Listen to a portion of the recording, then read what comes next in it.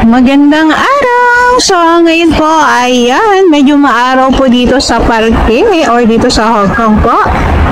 Ayan, medyo maaliwalas po ang kapaligiran. So, ayan. So, napakaganda ng sikat ng araw. At ang sarap din po ngayon maglakad-lakad dito sa park. So ito po yung isa sa park po dito sa Hong Kong na malapit lang po sa place po namin. Ayan. So dito din ako malimit tumambay dati. Ayan. So gustong-gusto ko lagi nasa labas. Ayan, dyan, naglalatag kami dyan. So, ayan. So, naisipan ko sa room na lang ako. So, ayan. Hindi na talaga ako nalabas pagka, pag nagtitipid, syempre, sa loob lang ako ng kwarto. Tahimik naman sa bahay. Ayan, kasi nawala na din yung mga kasama ko, naglipatan na rin, yung mga kaibigan ko. Yung iba, nasa Canada na. Yung iba naman, nasa ibang place. So, ako na nakatira dito. Kasi yung mga amo nila ay nalipat ng bahay. So, syempre, kasama din sila. So, ang amo ko naman kasi ay hindi nalipat ng bahay. So, kanila kasi yun. Permanenteng tirahan yung amo ko. So, ayan. So, talagang maiiwan ako dito. Ayan. So, mga kaibigan ko ay nagsi-alis na. So, ganun talaga.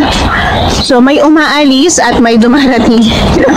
So, may dahilan din kung bakit ganun, syempre, para mas maging matatag ka. Sinusubukan ka kung gaano ka katatag. Lalo na pag nandito ako sa ibang bansa, syempre. Sarili mo lang din naman ang tutulong sa iyo. Ayan, nasanay na rin ako na ganun talaga yung buhay, OFW. And mahirap din naman kasi, so mahirap din naman may kasama na bad influence, diba? So, okay na rin mag-solo. So, mahirap din kasi makahanap ng totoong kaibigan, lalo na sa ibang bansa. Kasi nga, syempre, hindi mo pa talaga sila totoong kilalayan, ganun ang buhay. So, dapat talaga ay maging maingat din at huwag masyadong magtiwala. Kasi hindi natin masasabi. Siyempre, iba-iba rin kasi tayo ng ugali. And mahirap talaga magtiwala. Ending, kasi ikaw yung kawawa. So, ayan, yun yung isang sharing lang. As naranasan ko dito as buhay o FW.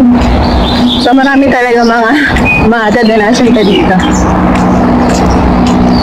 So, ayan, okay naman. At least marami ka natutunan sa buhay. Ayun, wala akong makitang squirrel ngayon. Ayan, kalimitan kasi nandiyan sila sa mga punong yan.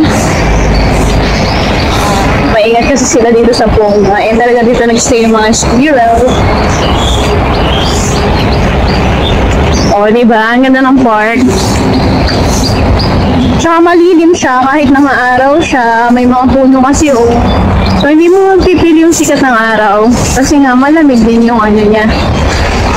Simoy ng hangin. At saka, syempre, yung dilim ng puno. So, medyo palamig na rin po kasi ngayon. So, October na kasi So, malapit na rin kasi ang winter. Ayan, October, November, yan po palamig na po. Nag-start na pong lumamig-lamig ng konti. Ayan, so, no choice. Kailangan talaga mag-change. Ayun yung pinakaayaw ko. Mas gusto ko pa rin talaga yung summer. Ayan yung yung mga puno dito. Parang pang-horror lang ang datingan. So, ayan. Ito yung na-video ko. Gusto kong videohan kasi ang dami niya nga di ba parang matandang puno siya dito. Na-video ko na rin to dati.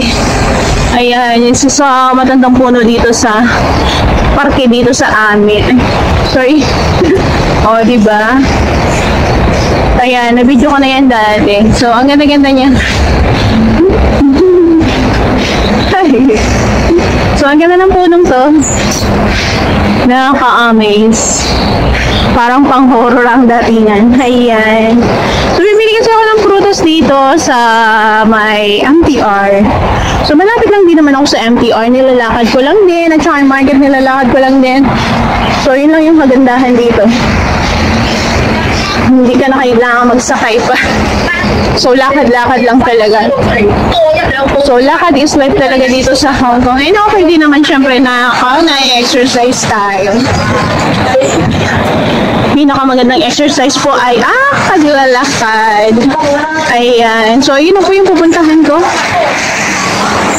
Ay, buti may paninda. So, yun siya. Ayan, doon ako bibili ng prutas. Ayan. Okay, salamat mo sa paninood. Paalam po. Bye! I've seen a lot of change, been through a lot of pain.